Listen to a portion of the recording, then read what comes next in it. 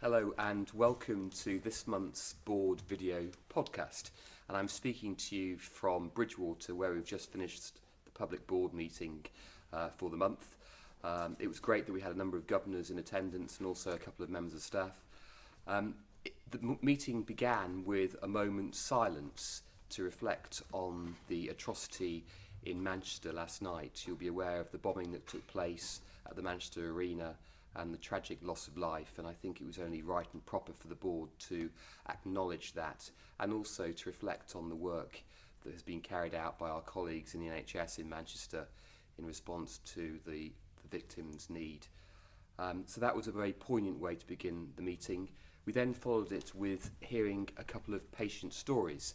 The first was from our learning disability service, and we heard about the significant improvements that have been made in relation to personalised care planning, taking into account the needs of our service users and the importance of communicating not just with words but also through the use of pictures which are understandable for patients with significant learning disabilities. The second patient story came from our end-of-life team, and we heard about the case of a patient who was coming towards the end of her life and died in Crewe Kern Hospital. It was a very moving story, and I think highlighted the importance of multidisciplinary working and effective communication between not only our own teams but also the teams provided in our 2 acute hospitals across the county. I was very pleased to hear about our safeguarding team. The team has recently been graded as outstanding by the Somerset Safeguarding Children's Board, and that's a fantastic testament to the work of the team, and I think reflects well on the high quality safeguarding procedures that we have now in place across the trust. We heard a little about our community hospitals. As some of you will be aware, we've now moved to our summer model of operation. By that I mean we've reduced the number of beds that are currently open across our 13 community hospitals by about 40 from the winter configuration. We've been able to make some improvements in recruitment in Minehead as well, which is really encouraging.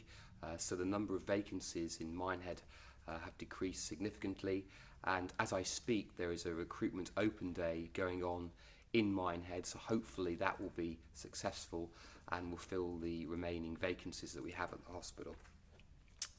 We received a very detailed report regarding complaints. It was the 6-monthly complaints report. As you will be aware, complaints are one way that we can learn and improve the quality of services that we provide. I suppose one of the things that really struck me from the report, which was presented by Phil Bryce, was that a number of our complaints relate to staff attitude and also communication, things that we really should be able to get right. And I think it's incredibly important for us to be able to communicate clearly and effectively with those who use our services. And when we don't do that, the likelihood of people complaining about our standard of care increases significantly. We received a report regarding staffing across our services, a 6-month safer staffing report, and that was presented by Dawn Dawson, who was deputising for Sue Balcom, who's on leave.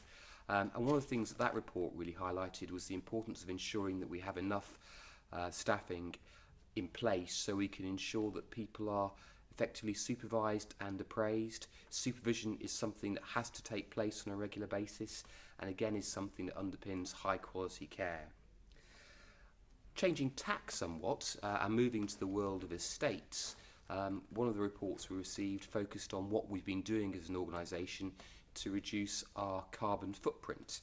And it was really pleasing to hear that last year we were able to reduce business mileage, so that's the number of miles travelled by colleagues across the organisation during the course of their work with the Trust. We were able to reduce that figure by 14%, which is a huge improvement. And not only does that mean that we're saving a bit of cash, it also means that people are spending more time in direct contact with patients and less time, hopefully, in cars. And the other thing we were able to reduce was the amount of oil and gas that we've used as an organisation, and that figure went down by 20%. So clearly as an organisation we're doing a lot to reduce our carbon footprint and therefore to protect the environment. And the final thing I wanted to just highlight in this podcast was that this morning's board meeting was the last board meeting that Andrew Diani will attend in his capacity as the Trust Medical Director. As you may already be aware, Andrew is leaving the Trust early next month to take up a new role up in the Midlands. He's been with us as Medical Director for about 4.5 years, and I certainly appreciated the opportunity to thank him in public for all he's done and the great contribution he's made to Somerset Partnership during the course of his time with us. And I'm sure you'll join me in wishing him well. Thank you very much.